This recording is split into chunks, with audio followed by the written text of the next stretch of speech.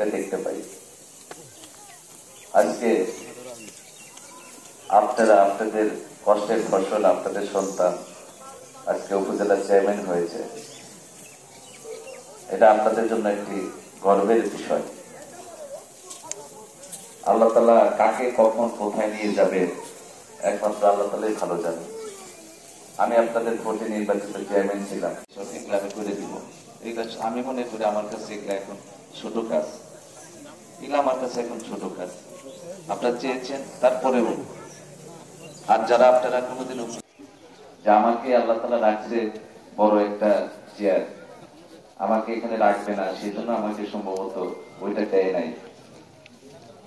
আমি আপনাদের কাছে অনুরোধ রাখবো বিনীতভাবে, আমি আপনাদের চেয়ারম্যান, আপনাদের এই হুগলি ইউনিয়নবাসী আমাকে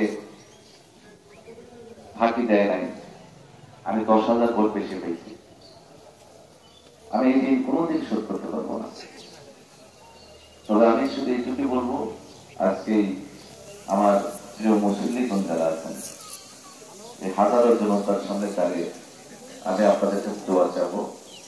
আমি জানি আপনাদেরকে আপন মনে করে সততার সাথে এই 5টি বছর আমি টাঙ্গাইল উপজেলা 12টা ইউনিয়ন, তার মধ্যে পৌরসভা আছে, আমি যাতে সততার সাথে চালাইতে পারি আপনারা সহযোগিতা করবেন।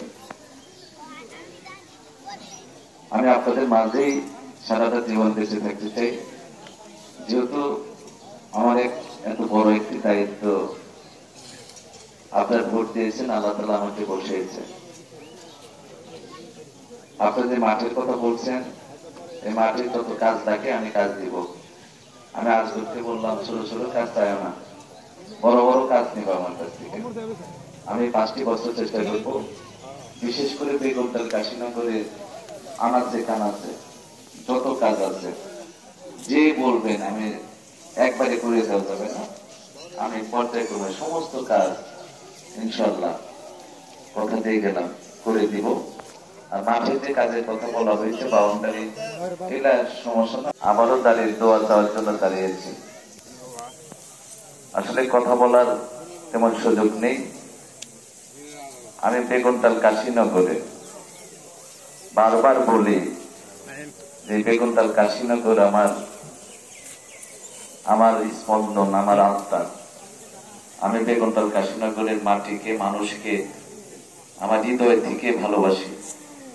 আর সেই ভালোবাসার ফসল বেগমতাল কাশীনগর এবং হুগলি ইউনিয়নবাসী গত নির্বাচনে, উপজেলা নির্বাচনে আপনারা দিয়েছেন। হয়তো আজকে